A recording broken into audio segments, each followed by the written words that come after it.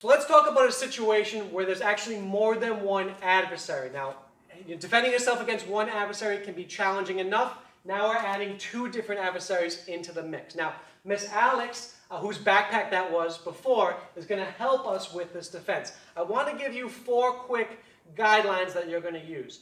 The first guideline is you're going to strike the closest adversary first. So if I'm closest to Miss Alex, she's going to strike me first. Bang. The second is she's going to get out of the middle. So she's going to pass and we're going to switch positions. So she palms me and she passes from here.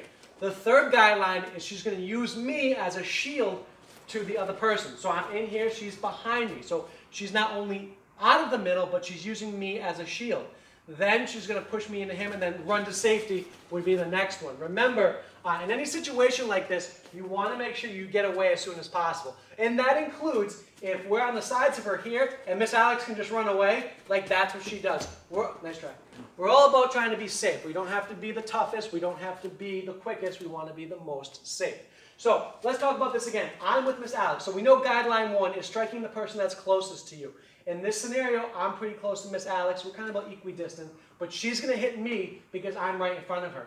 If Mr. Joe was back here and I was off here, she would go against him from this position. And then as I ran into her, she would hit me, bang, switch positions, and that's how you defend yourself. So while I do say strike the closest one first, if they're both pretty close, strike the one that's in front of you because you have a better chance of striking them. Remember, if I'm in front, I can do this. I have a much better time or chance of hitting her than I do of kind of coming back here. So let's go over that one more time, and let's go over the defense again. So now we're in front and back. So I'm pretty close to Miss Alex, so she knows she's going to strike me first. So she strikes me, then she's going to switch positions. So she's behind me.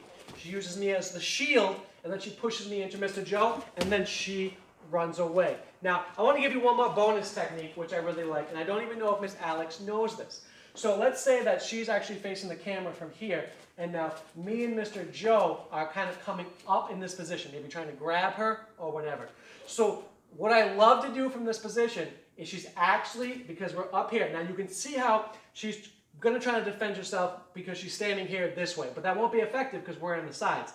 So she can't double elbow us like this, it's just not going to be enough. So her main goal in here is to strike the groin and then run away. So what she's going to do is as we're coming up, she's going to take her hands, drop her knees slightly, and then hit us in the groin with the back of her hand. So if we're coming on the sides like this, she's going to drop her knees, throw it in this way, okay, and then start moving out this way. So let's watch that again. So we're coming up on her this way. She sees it, right? She doesn't have many options. So as we're coming up, she drops her body, hits the groin, and then starts moving here. Her other option would be to pass one of us in the middle. So maybe she wants to pass me. So as I'm coming in here, she drops. Now she needs to pass me where she is. So she needs to get on this side of me. So how, Miss Alex, would you do that? Come this way. Okay, so yeah, she hooks, throws me into Mr. Joe, and then comes in there. So remember, with a multiple attacker situation, 2, even 3, you just got to get away. But you want to strike the first person who's closest to you. You want to then get out of the middle. If that means just running away and you complete all your steps, that's good. If you have to, use the person as a shield, and of course, run to safety.